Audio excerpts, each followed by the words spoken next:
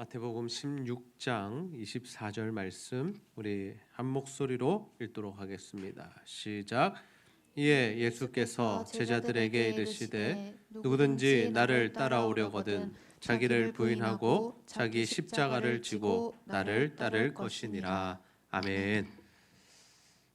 오늘도 하나님을 예배하기 위해 이 자리에 모인 우리 형제자매 지체들을 주의 이름으로 축복하고 환영합니다.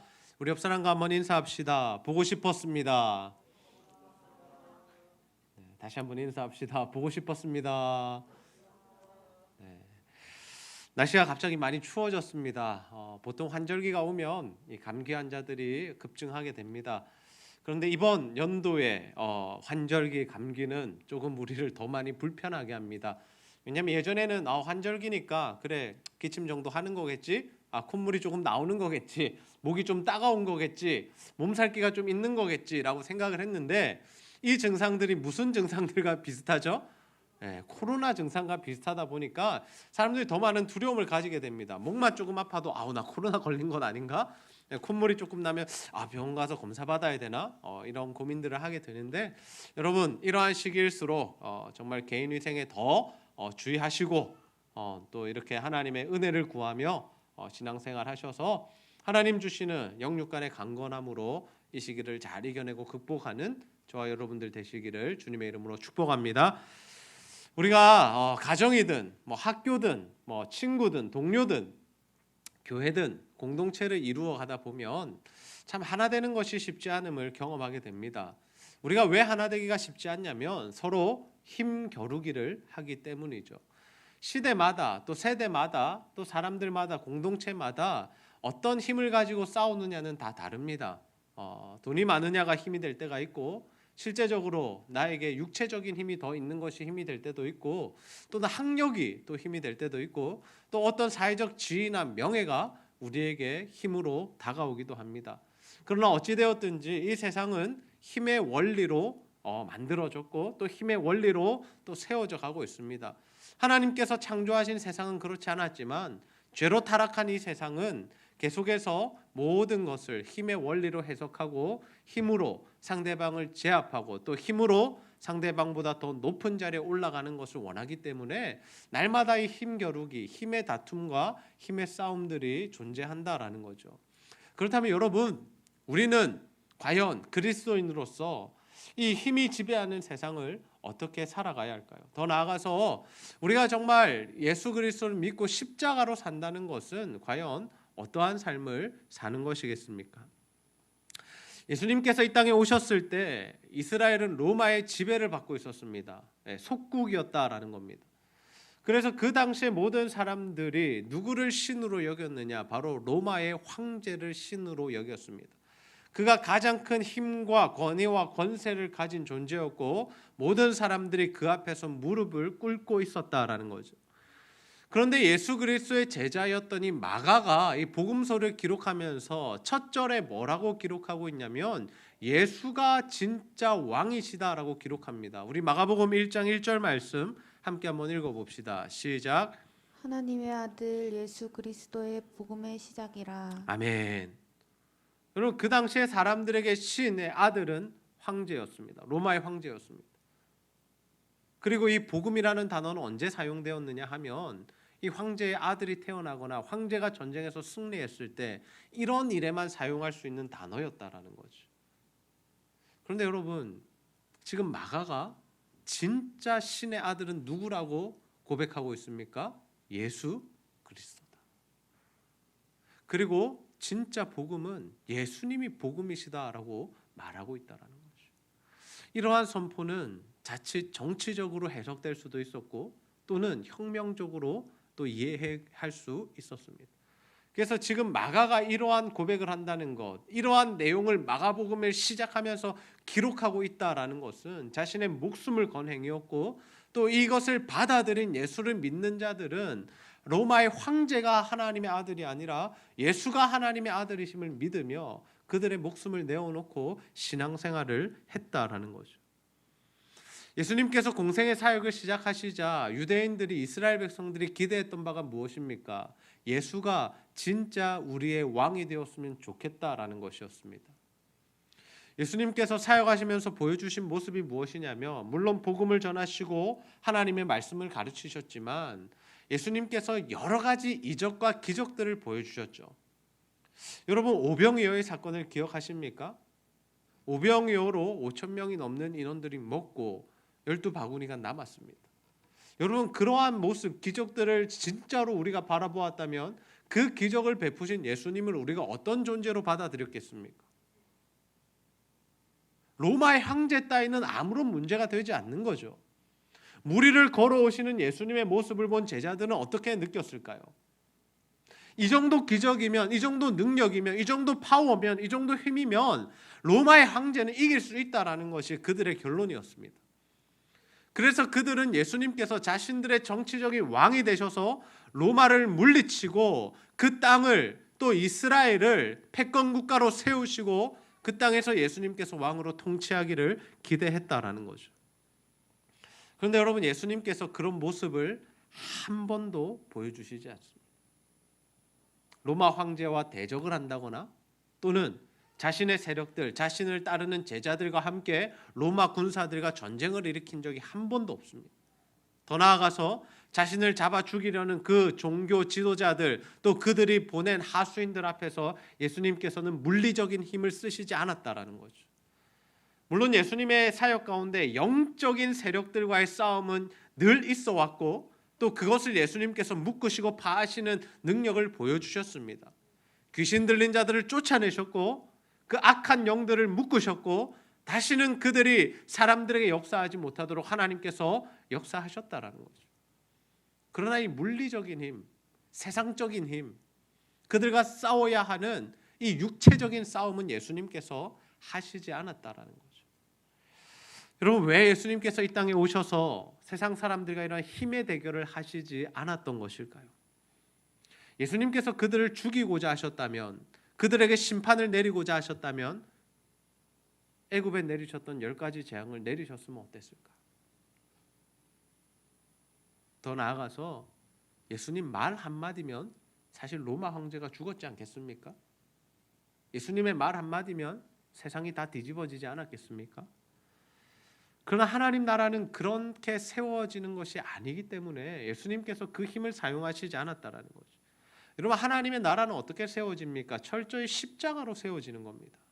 하나님의 나라는 철저하게 복음으로 세워지는 겁니다. 그래서 예수님이 인간적인 힘을 빼시고 십자가에 달려 죽으심으로 모든 사람을 구원해 내셨다라는 거죠.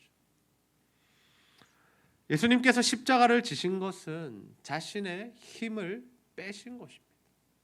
우리가 신학적으로 여러 가지로 해석해 볼 수 있지만 가장 쉽게 우리가 이해하기로는 예수님께서 힘을 빼신 사건이 바로 이 십자가의 사건이다라는 거죠. 자신을 죽이려는 사람들 앞에서, 자신을 저주하고 조롱하는 그 로마의 군사들 앞에서 침을 뱉고 때리고 채찍질하며 가시면류관을 씌우는 그 사람들 앞에서 예수님께서 끝까지 힘을 사용하시지 않으셨다라는 거죠. 대제사장의 부하들이, 종교 지도자들이 예수님을 잡으러 왔습니다. 그때에 예수님의 제자 베드로가 어떻게 합니까? 칼을 들고 맞서죠. 대제사장의 종 말고의 귀를 잘라버립니다. 그때 예수님께서 베드로에게 이런 말씀을 하십니다. 마태복음 26장 53절에서 54절 말씀 함께 읽어봅시다. 시작. 아버지께서 구하여 지금 12군단 더 되는 천사를 보내시게 할 수 없는 줄로 아느냐. 내가 만일 그렇게 하면 어떤 일이 있으리다. 한 성경이 어떻게 이루어지겠느냐 하시더라. 아멘. 예수님께 무엇이 있었다라는 겁니까? 그들을 물리칠 수 있는 힘이 있으셨다라는 거죠.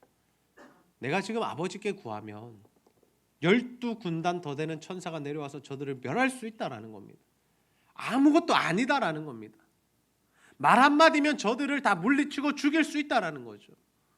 근데 예수님의 말씀이 무엇입니까? 만약 그렇게 되면 이러한 일이 있으리라고 한 그 하나님의 말씀이 어떻게 이루어지겠느냐? 예수님의 관심사는 무엇입니까? 십자가를 통해서 사람들을 구원해내는 그 하나님의 뜻과 계획을 이루시는 일인데, 그 일을 이룸에 있어서 자신의 힘과 능력을 사용하는 것을 자신 스스로 제한하셨다라는 거죠. 여러분, 우리가 주로 다른 사람과 싸우는 이유가 무엇일까요? 주변에 있는 친구들, 또 가족들, 동료들, 이웃들과 싸우는 이유가 무엇입니까? 자신의 힘을 사용하기 때문입니다. 자신의 생각이나 자신의 말이나 자신의 주장을 관철시키기 위해서 자신의 힘을 사용하죠. 우리가 싸울 때 보면 몸에 힘이 들어갑니다. 여러분, 막 화가 난 사람 보십시오. 어떻게 합니까? 부들부들 떨죠. 두려워서 떠는 게 아니라 화가 나면 떱니다. 막 이를 갈고 막 주먹에 막 힘이 들어가고, 내가 저 사람 어떻게 이길까? 어떻게 때려 눕혀줄까? 그리고 그 사람이 하는 말을 한번 들어보십시오. 부드러운 말이 나가지 않습니다. 욕설이 나오고, 언성이 높아지고, 날카로운 말들이 나오고, 죽여버린다 막 이런 말들, 죽고 싶나 이런 말들, 싸워보자 이런 말들. 근데 그렇게 말로 정리가 되면 그나마 다행인데, 말로 정리가 되지 않을 때 어떻습니까? 치고박는 육탄전을 하게 됩니다. 그리고 더 나아가서 흉기를 들고 사람을 해치기까지 하죠. 이렇게 한 사람과 한 사람 간의 이 싸움도 참 심각한데, 한 집단과 집단 간의 싸움, 또는 한 나라와 한 나라의 싸움은 더 많은 힘들이 있기 때문에 그 힘들로 인한 서로의 출혈이 너무나 크다라는 거죠. 여러분, 우리가 전쟁을 무서워하는 이유가 무엇입니까? 누가 이기느냐 지느냐를 떠나서 그 전쟁이 주는 피해가 너무나 막심하기 때문이죠. 수많은 사람들이 죽어야 하고, 수많은 사람들이 가족을 잃어야 하고, 또 수많은 사람들이 삶의 터전을 잃어야 하기 때문에 우리가 전쟁은 웬만하면 하지 않았으면 좋겠다라고 생각을 하는 것입니다. 그렇다면 여러분, 이렇게 우리가 다른 사람과의 싸움들을 멈출 수 있는 방법은 무엇이겠습니까? 그것은 단 한 가지입니다. 누구라도 한쪽에서 먼저 힘을 빼면 됩니다. 두 사람이 싸우고 있는데 한쪽에서 양보하고 져주고 한 사람이 사랑하면 그 싸움은 멈추게 되고 끝이 난다라는 거죠. 손바닥도 부딪혀야 소리가 나죠. 아무리 한쪽에서 강하게 와도 한쪽에서 피하거나 또는 대적하지 않는다면 싸움은 일어나지 않는다라는 겁니다. 여러분, 왜 자식이 있는 부모가 없다고 하는 말이 있을까요? 자녀들이 부모를 사랑하는 것보다 우리 부모들이 자녀를 더 사랑하기 때문입니다. 지금 여기 앉아 계시는 분들은 자녀 세대가 더 많은데, 나 엄마 충분히 사랑하지, 나 아빠 사랑해, 난 충분히 은혜를 갚고 있어, 나는 그들에게 효도하고 있어라고 생각할지라도 사실은 우리가 부모님을 사랑하는 그 사랑보다 훨씬 더 큰 사랑으로 우리 부모님이 우리 자녀들을 사랑해 주었고 사랑해 주고 있다라는 거죠. 우리가 태어나면서 이때까지 자랄 때까지 우리는 부모의 사랑으로 자라왔다라는 겁니다. 왜 부모의 사랑이 큰가? 부모는 자녀에게 늘 져주기 때문입니다. 그들을 이해해주고 안아주고 또 그들을 허용해주죠. 보통 우리가 주변 사람들과 싸우는 것을 보면 죽고 사는 문제가 아닙니다. 진리의 문제 또는 성경을 지키느냐 마느냐의 문제로 싸우는 일은 별로 없습니다. 대부분 우리가 사소한 문제로 싸웁니다. 명절에 어느 집에 먼저 갈지로 싸우고, 오늘 저녁 무엇을 먹느냐로 하다가 싸우고, 누가 어디에 잘 것인지로 싸우고, 이 돈을 어떻게 사용할지에 대해서 또는 TV를 뭘 볼 것이냐에 따라서 이런 사소한 문제들로 우리가 싸우게 되죠. 근데 그때마다 누군가 양보를 한다면, 어느 한 사람이라도 양보를 한다면 그 싸움은 끝이 납니다. 여러분, 예수님께서 이 땅에 오셔서 십자가에 달려 죽으신 이유가 무엇입니까? 예수님께서 우리와 싸우기 원하지 않으셨기 때문이죠. 만약 예수님께서 우리와 싸우기 원하셨다면 우리는 어떻게 되었을까요? 우리는 다 죽은 목숨이죠. 여러분, 성경에 보면, 구약이나 신약에 보면 예수님의 그 영광, 하나님의 영광에 압도되어 하나님을 경험한 사람들이 있습니다. 그 사람들이 하나님 앞에 고백했던 내용들이 무엇입니까? 화로다, 나는 죽게 되었도다. 또는 나는 죄인으로소이다, 나를 떠나소서. 그 하나님의 거룩하심과 정결하심과 완벽하심과 거룩하심 앞에서 살아남을 죄인은 없다라는 거죠. 우리는 모두가 죄인이기 때문에 예수님 앞에 서는 것만으로도 우리는 죽게 된다라는 겁니다. 그런데 예수님께서는 그런 죄인된 우리들과 싸우려고 하시지 않고 자신의 힘을 빼시고 자신이 져주시는 방법으로 우리를 살려내셨습니다. 자신이 죽으셨다라는 거죠. 우리가 죽어야 할 그 자리에서 예수님께서 대신하여 죽으셨다라는 것. 우리 요한복음 3장 16절 말씀을 함께 한번 읽어봅시다. 시작. 하나님이 세상을 이처럼 사랑하사 독생자를 주셨으니 이는 그를 믿는 자마다 멸망하지 않고 영생을 얻게 하려 하심이라. 아멘. 하나님께서 세상을 사랑하셨다니까. 하나님께서 우리를 사랑하셔서 누구를 보내주셨습니까? 독생자를 보내주셨다. 자신을 내어주신 사랑이 바로 십자가의 사랑입니다. 니들이 죽어야 하는 자리에서 내가 죽을게. 니들은 너희들의 죄를 해결할 능력과 힘이 없으니까 나의 죽음으로, 내 아들의 십자가 죽음으로 내가 너희를 구원해내겠다. 여러분, 우리는 그 사랑으로 구원을 받았고 지금도 우리가 그 사랑으로 인하여 살아가고 있음을 믿으시기를 바랍니다. 우리가 이러한 사랑이 깨달아질 때 우리의 삶이 변하게 되죠. 여러분, 우리가 누군가로부터 큰 사랑을 받게 될 때 우리는 예전의 삶 그대로 살아갈 수 없습니다. 그래서 예수님을 만난 바울은 이런 고백을 하죠. 갈라디아서 2장 20절에 보시면 내가 그리스도와 함께 십자가에 못 박혔나니 그런즉 이제는 내가 사는 것이 아니요 오직 내 안에 그리스도께서 사시는 것이라. 이제 내가 육체 가운데 사는 것은 나를 사랑하사 나를 위하여 자기 자신을 버리신 하나님의 아들을 믿는 믿음 안에서 사는 것이라. 아멘. 이제 나는 십자가에 못 박혔다라는 겁니다. 이제 나는 없다라는 겁니다. 나는 없다. 나는 내 힘을 다 뺐다. 이제 내 삶을 누가 주관하느냐? 내 주인 대신 나를 위하여 십자가 지신 예수님, 그분이 내 삶을 인도하도록 그렇게 나는 모든 것을 내어드렸다라는 것이 사도 바울의 고백입니다. 여러분, 우리가 예수 그리스도의 십자가 사랑을 깨닫게 될 때 우리도 예수 그리스도의 십자가 앞에서 죽고 그 예수님이 인도하는 삶, 그 예수님이 우리의 주인 되는 인생을 살아가게 될 줄로 믿습니다. 우리가 그 십자가에 동참하게 될 때 나는 죽고 예수로 사는 인생이 될 수 있다는 거죠. 여러분, 우리는 과연 이런 믿음의 삶을 살아가고 있습니까? 정말 우리는 그 예수 십자가의 공로를 의지하여서 정말 그 은혜에 감사하며 감격하며 정말 주님이 기뻐하시는 삶을 위해 우리 목숨을 내어놓았나요? 예수님께서는 자신을 따라오려는 자들, 제자들에게 이런 말씀을 해주셨습니다. 우리 마태복음 16장 24절 다시 한번 읽어봅시다. 시작. 이에 예수께서 제자들에게 이르시되 누구든지 나를 따라오려거든 자기를 부인하고 자기 십자가를 지고 나를 따를 것이니라. 아멘. 예수님을 믿고 예수님의 제자가 된다는 것은 여러분, 나 구원해 주셔서 감사합니다, 고맙습니다, 나 살려주셔서 감사합니다로 끝나는 문제가 아니다라는 거죠. 그 사랑을 깨달은 자들은 자신을 부인하고 십자가를 지고 주님을 따르는 삶을 살아간다라는 겁니다. 그래서 예수를 믿은 자들, 예수님의 제자들은 예수님처럼 힘을 빼게 됩니다. 다른 사람들과의 관계 속에서 자신의 이 자아와 자존심을 죽이게 되죠. 내게 힘이 없어서가 아닙니다. 내가 저 사람에게 뭔가 딸려서 뭔가 부족해서 그래서 내가 힘을 쓰지 않는 것이 아닙니다. 나에게 충분한 힘이 있지만 저 사람 사랑하기 때문에 내가 저 사람 살려야 하겠기에 우리의 힘을 빼게 된다라는 거죠. 여러분, 우리가 누군가를 사랑한다는 것은 힘을 빼는 것입니다. 받아주는 것이고 수용해 주는 것이고 또 그를 덮어주는 것이죠. 여러분, 예수님께서 십자가에 달려 죽으신 그 결과가 무엇입니까? 모든 죄인들이 구원을 받았다라는 겁니다. 여기서 모든 죄인을 우리가 잘 정의해야 하는데 만민구원서는 아닙니다.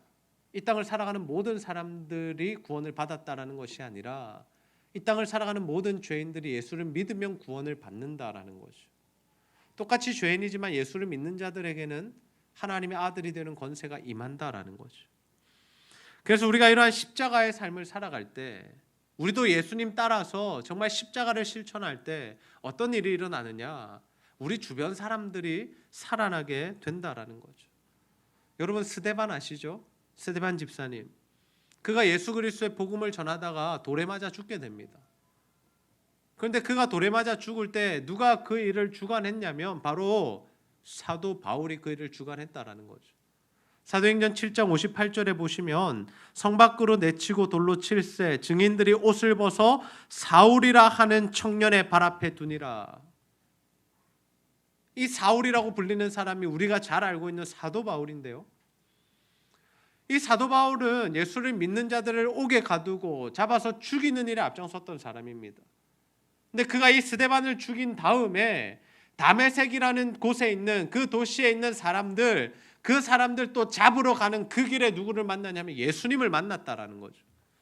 그리고 그는 예수님의 십자가 사랑을 깨닫게 됩니다. 그 이후로 그는 회심을 하게 되죠. 회심. 물론 사도 바울이 변해고 또 사도 바울이 이렇게 극적으로 회심하고 하나님 나라를 세워가는 일에 귀하게 쓰임 받았던 것은 전적으로 예수 그리스도를 만났기 때문이죠. 그런데 여러분, 그가 이렇게 변화된 일에는 스데반의 죽음도 연관이 있다라는 겁니다. 하나님은 이 순교자의 피를 통하여 순교자의 이 헌신을 통하여 한 사람을 살리시고 땅을 고치시는 일들을 하신다라는 거죠. 여러분, 우리나라도 마찬가지 아닙니까? 초창기에 선교사들이 우리 땅에 들어올 때에 우리나라의 상황은 엉망이었습니다. 전염병이 돌고 있었고 학교도 병원도 제대로 없는 그러한 나라가 우리나라였죠. 그때 선교사님들이 몸을 아끼지 않고 병자들 찾아가고 위로하고 학교를 세우고 또 병원을 세우고 우리들을 교육하고 또 우리들에게 의료 서비스를 통해서 살리는 그런 일들을 했다라는 겁니다. 서울에 있는 수많은 학교들과 병원들이 다 선교사들의 이름으로 또 그들의 헌신으로 지어진 것이다라는 거죠. 물론 그때 복음을 듣고 예수를 믿은 사람들 그렇게 많지 않습니다. 그런데 여러분, 선교사들의 그러한 사랑의 헌신과 수고가 결국 우리나라 사람들의 마음을 바꾸었고 이제는 이렇게 예수 믿는 사람들이 많아진 나라가 되었다는 거죠. 지금 사진에 보시는 것이 양화진 선교사 묘비입니다. 서울에 있는데요. 이곳에 우리나라에 와서 순교한 사람들, 우리나라에서 사역하다가 돌아가신 분들을 여기다 모셔다 놓고 이 묘지를 만들고 또 묘비들을 세워 놓았습니다. 물론 우리나라가 하나님께서 복 주신 나라가 된 것은 성령의 역사입니다. 그리고 우리나라가 이때까지 여러 나라의 이 선교사들을 파송하여 하나님 나라의 일을 감당하는 것도 전적인 성령의 역사이죠. 그러나 그 마중물이 된 것은 무엇이냐? 바로 선교사들의 헌신과 그들의 죽음이 그 마중물이 되어서 우리나라가 이렇게 발전하고 하나님의 일들을 감당하고 있다는 겁니다. 여러분, 우리도 마찬가지입니다. 우리가 십자가의 삶을 살아갈 때, 우리가 힘을 빼고 다른 이들을 살리는 삶을 살아갈 때 하나님께서 우리를 통하여 많은 사람들을 또 많은 다음 세대들을 살려내게 되는 줄 믿으시기를 바랍니다. 제가 목회를 시작하면서 지금 고인이 되신 하나인교회 원로 목사님 임혜식 목사님을 찾아뵌 적이 있습니다. 목회자로서 어떤 자세로 목회를 해야 될지 목회 초년병인 제가 목사님을 찾아뵙고 인사를 드리는데 목사님께서 저에게 이런 질문하셨습니다. 새벽기도 나와서 김 목사가 기도하고 있는데 누군가 와서 뒤통수를 친다면 어떻게 하겠느냐? 저는 선뜻 대답하지 못했습니다.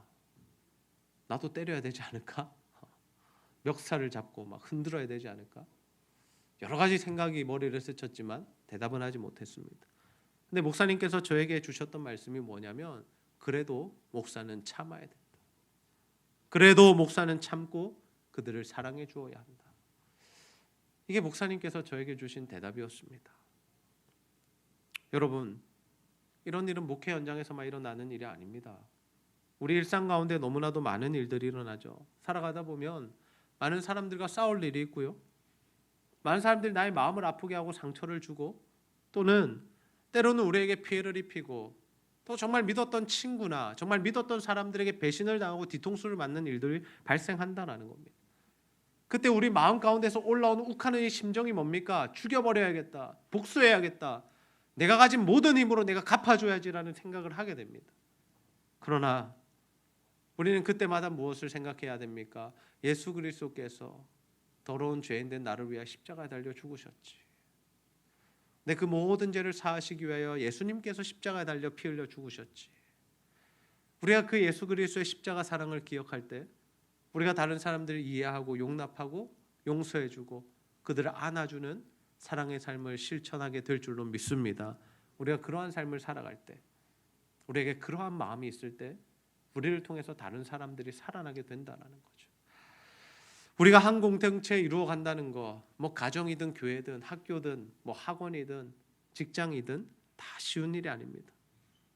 특별히 우리 관계 가운데 무언가 이해관계가 맺혀질 때, 또는 어떤 이득을 놓고 싸워야 할 때 더욱이 양보하고 줘주는 것 쉬운 일이 아니다라는 거죠. 그래서 우리는 때로는 우리가 가지고 싶은 것을 위해서, 또는 우리가 이루고자 하는 바를 위해서 우리의 힘을 사용합니다. 힘의 대결들이 일어나죠. 근데 여러분, 늘 힘의 대결을 해보면 아시겠지만 어떻습니까? 서로가 서로에게 상처를 주게 되고 좋지 않은 결과를 맺게 되죠. 혹시 여러분도 이러한 일로 인하여 불편해진 관계가 있으십니까? 바라기는 예수님의 사랑으로 그 사람을 안아주시고 품어주시기를 소원합니다.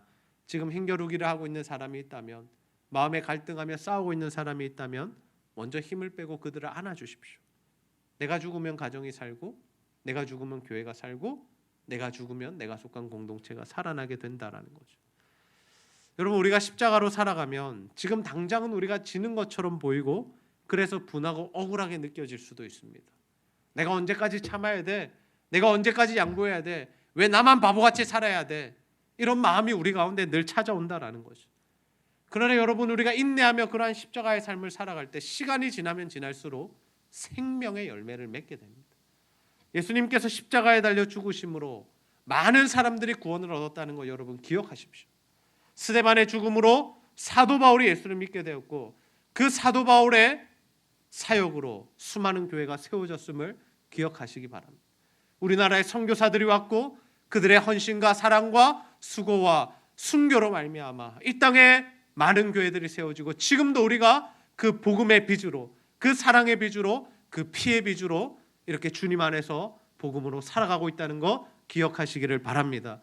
그래서 이제는 우리의 죽음, 우리의 십자가의 삶, 우리의 힘을 빼는 그 삶의 실천을 통해서 다른 이들을 살려내고, 우리 다음 세대를 살려내고, 우리가 눈에 볼 수 없는 그 많은 사람들을 살려내는 일에 쓰임받는 저와 여러분 다 되시기를 주님의 이름으로 축복합니다.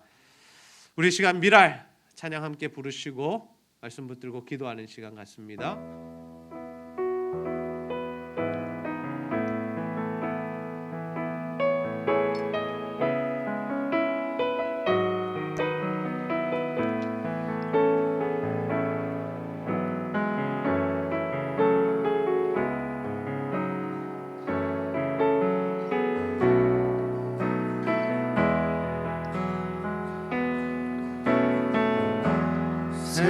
세상을 구원하기 위해 흘려야 할 피가 필요하다면 죄인을 대신하기 위해 희생의 제물 필요하시다. 생명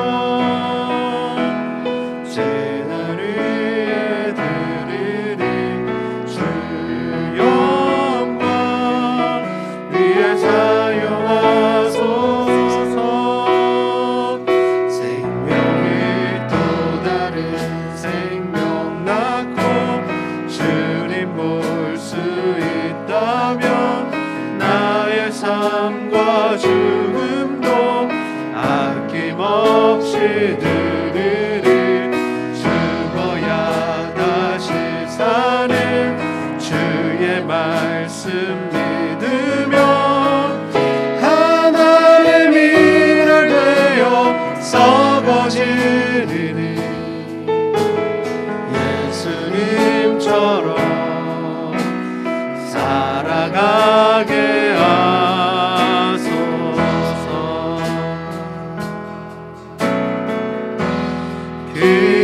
길어 지친 양을 찾아 마음 상해 이리저리 헤매이는 한 영혼 찾아 아파하는 예수님 마음 내게 주옵소서. 십자가 온 세상 위한 그의세 눈물로 그 길 가게 하소서. 생명이 또 다른 생명 낳고 주님 볼 수 있다면 나의 삶과 죽음도 아낌없이 들으리. 죽어야 다시 사는 주의 말씀 믿으며 하나님이 날 되어 썩어지리니 예수님처럼 살아가게 하소서. 생명이 또 다른 생명 낳고 주님 볼 수 있다면 나의 삶과 죽음도 아낌없이 들으리. 죽어야 다시 사는 주의 말씀 믿으며 하나님이 날 되어 썩어지리니 예수님처럼 살아가게 하소서. 우리 시간 말씀 붙들고 한번 기도합시다. 하나님, 예수님께서 우리를 사랑하사 십자가에 달려 죽으셨음을 날마다 기억하며 살아가게 하여 주옵소서.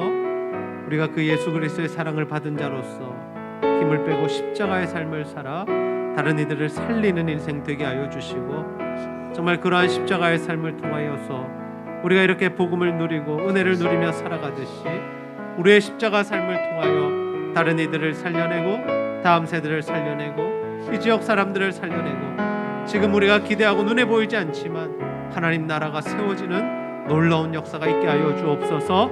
우리가 이런 기도의 제목으로 하나님의 간절히 기도하도록 하겠습니다. 아버지 하나님, 참으로 감사합니다. 오늘도 하나님 은혜를 주시고 다시 한번 하나님 주의 말씀 들으며 그 말씀대로 기도할 수 있는 아버지 하나님 은혜의 시간 우리에게 도와여 주시옵소서. 아버지 하나님, 우리가 오직 예수 그리스도의 은혜로 십자가 사랑으로 아버지 하나님 우리가 구원받았음을 기억합니다. 주여, 날마다 하나님의 은혜를 도와여 주시고 아버지 우리가 그 십자가 사랑을 기억하며 살아갈 수 있도록 아버지 하나님 도와주시고 하나님 역사하여 주옵소서. 십자가 우리 마음과 완전히 새겨지게 하여 주시고 아버지 십자가 우리 삶 가운데 역사하여 주시옵소서. 하나님 아버지 그 사랑 깨달아 우리도 십자가에서 살아가요. 아버지 힘을 빼고 하나님 다른 이들을 품고 사랑하며 껴안아주며 그러나 하나님 우리가 그들 살려내는 싸움과 다툼이 멈추게 하시고 주의 사랑으로 하나님 영혼들이 살아나며 한 사람이 일으켜지는 놀라운 역사 있게 하여 주옵소서. 아버지여 우리의 십자가를 통하여 주여 아버지 하나님 우리 주변의 사람들이 살아나고 다음 세대가 살아나고 아버지 주 하나님 이 땅에 하나님의 나라가 임할 수 있도록 주여 도우시고 하나님 인도하여 아버지